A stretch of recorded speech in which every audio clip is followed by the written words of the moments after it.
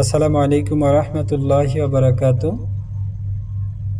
প্রিয় দিনী ভাই বোনেরা, আজকে সূরা ইখলাসের ফজিলত সম্পর্কে আলোচনা করব ইনশাআল্লাহ। সূরা ইখলাস অত্যন্ত ফজিলতপূর্ণ ও মর্যাদাপূর্ণ একটি সূরা। পবিত্র কোরআনের 112তম সূরা এটি, যা মক্কায় অবতীর্ণ হয়েছে।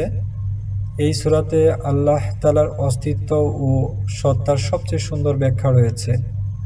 সূরা ইখলাসের ফজিলত সম্পর্কে রাসূলুল্লাহ সাল্লাল্লাহু আলাইহি ওয়াসাল্লাম ইরশাদ করেন, যে ব্যক্তি একবার সূরা ইখলাস পাঠ করল, সে কুরআন কারীমের 1/3 পাঠ করার সওয়াব লাভ করল।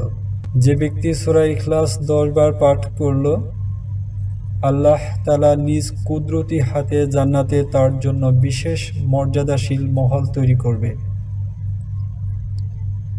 যে প্রত্যেক ফরজ নামাজের পর 10 বার সূরা ইখলাস পাঠ করবে, জান্নাতের যে কোনো দরজা দিয়ে সে প্রবেশ করতে পারবে।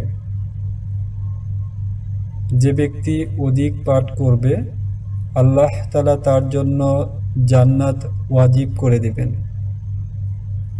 যে ব্যক্তি প্রতিদিন 200 বার সূরা ইখলাস পড়বে, তার 50 বছরের গুনাহ ক্ষমা করে দেওয়া হবে, তবে ঋণ থাকলে তা মাফ হবে না।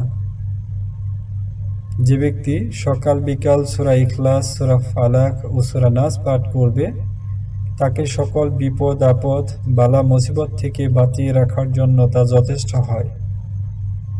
সূরা ইখলাস দারিদ্রতা দূর করে দেয়। যে ব্যক্তি অধিক পরিমাণে সূরা ইখলাস পাঠ করবে, আল্লাহ তাআলা তার লাশ বহন করার জন্য হযরত জিবরিল আলাইহিস সালামের সাথে 70,000 ফেরেশতা প্রেরণ করবেন। ফেরেশতারা তার লাশ বহন ও জানাজায় শরীক হবেন। সুবহানাল্লাহ। আল্লাহ তাআলার ভালোবাসা ও নিয়ামত পেতে নিয়মিত সূরা ইখলাস আমল করা জরুরি। এতে যেমন ঈমান হবে পরিপূর্ণ, তেমনি পরকালের পুরস্কার হবে সুনিশ্চিত। আল্লাহ তাআলা মুসলিম উম্মাহকে সূরা ইখলাসের আমল বেশি বেশি করার তৌফিক দান করুন। আমিন।